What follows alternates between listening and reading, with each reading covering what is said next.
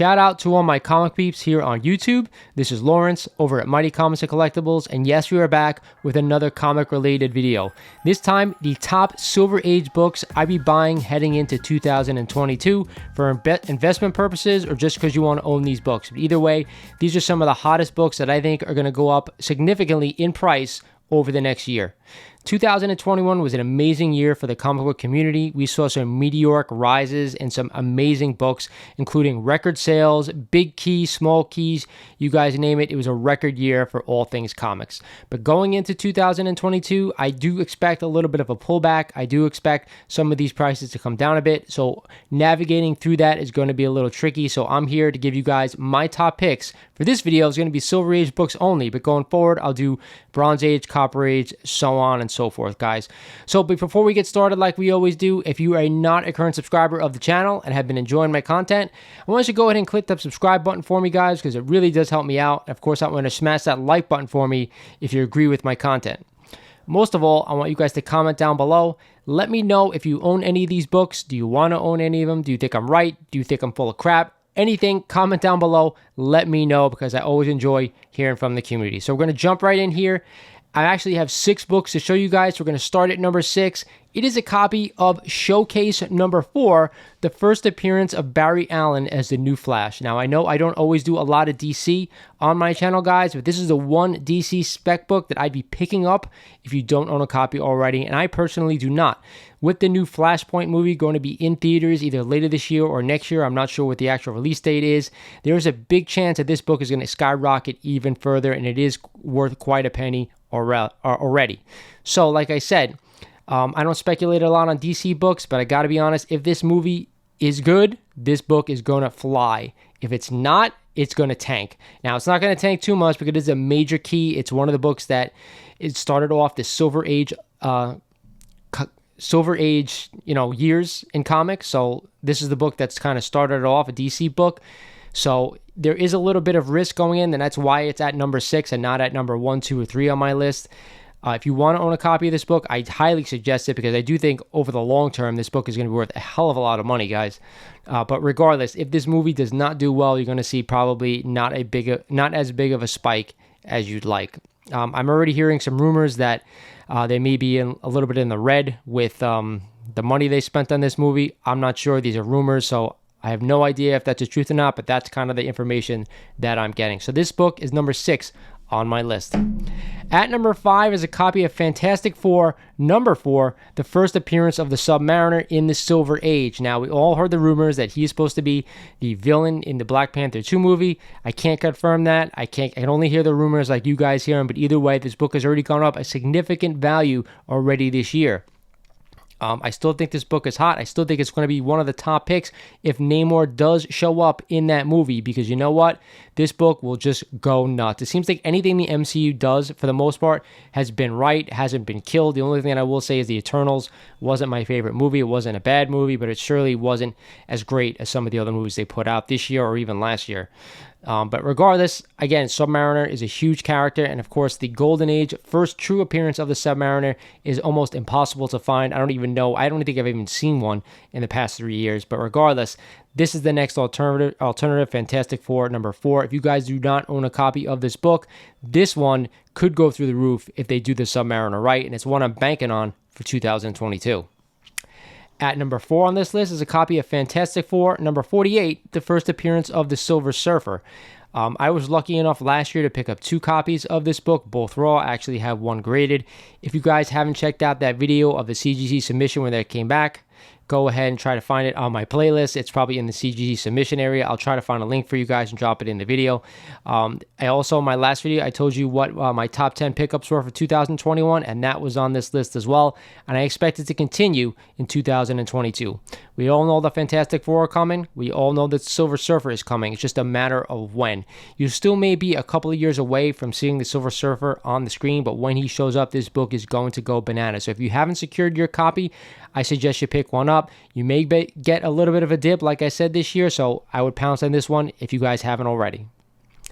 At number 3 on this list is a copy of Daredevil number 1, the first appearance of Matt Murdock and Daredevil. Now, I will say this, I recently picked up a second copy of this book. It is signed by none other than Charlie Cox himself. I am so happy I was able to pick up this book when I did, because you all know, spoiler alert, Spider-Man No Way Home, we already saw Matt Murdock in the MCU. It is still unknown whether he's going to have his own Disney Plus show, appear in someone else's Disney Plus show, or have his own MCU movie. When Daredevil finally shows up on the big screen, this book is going to explode even further. I talked about on my last video how I think Daredevil is one of those books that has gone up a lot over the past year, but it's still nowhere near the big keys that we've seen, like Tales of Suspense 39, AF-15, Hulk 1. So to me, this is a nice long-term spec for 2022 and beyond. If you do not own a copy, I still think now is a good time to pick one up, especially since we've already seen Matt Murdock in the MCU. We could get a little bit of a dip in the beginning of the year. I'd pounce on it if you guys want to own a copy of this book, and I do think it's a nice long-term investment, guys, as well. At number 2 on this list is one of my all-time favorite Silver Age books, and especially one of my all-time favorite villains in Marvel. It is a copy of Fantastic Four, number 5, the first appearance of Doctor Doom. Now, I don't expect Doctor Doom anytime soon in the MCU. It's going to be quite a ways away. They're going to set up the Fantastic Four. They're going to set up the Submariner. They're going to set up a lot of other key parts to the storyline before they actually bring in Doctor Doom. So you have some time to pick up this book. It had a meteoric rise over the past year and a half. I remember I picked up my copy for, I think, a little bit over $2,200. Now that's probably worth about $5,000. So we're talking about almost a threefold increase in my investment from about a year and a half ago. So to me, again, you might get a little bit of a different book, you might not. This one is one of the hottest books out there right now, guys, but I'd pick it up. If I could afford another copy, I would go ahead and do it. If you do not own one, I highly suggest picking it up, because Doctor Doom is probably the greatest villain in Marvel, in my opinion. We can debate that all day long. When he shows up in the MCU, it is going to be a huge deal, a lot bigger than Thanos. Doctor Doom is the epitome of what a Marvel villain is.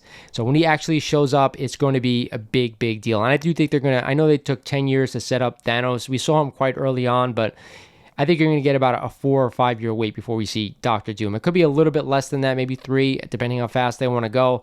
But to me, this is probably the villain spec book to buy, guys. And when I say spec, I'm not talking about new modern books. Spec, what I mean, long-term investment, a book that's going to keep going higher and higher as we get older and older. So to me, if you want to own a villain, you want to own a Silver Age Marvel key, this is number 2 on my list. There's only one other book that's going to beat it. Can you guess what that book is, guys? That is right. It is a copy of Amazing Fantasy number 15, the first appearance of Spider-Man, the first appearance of Uncle Ben, Aunt May, Flash Thompson, so on and so forth, the greatest superhero that our lifetime has seen. Now, with Spider-Man No Way Home being a huge success, and now that kind of pressure is off of this book, and we saw AF-15 this year go nuts, right? We saw it almost triple in price from the beginning of the year.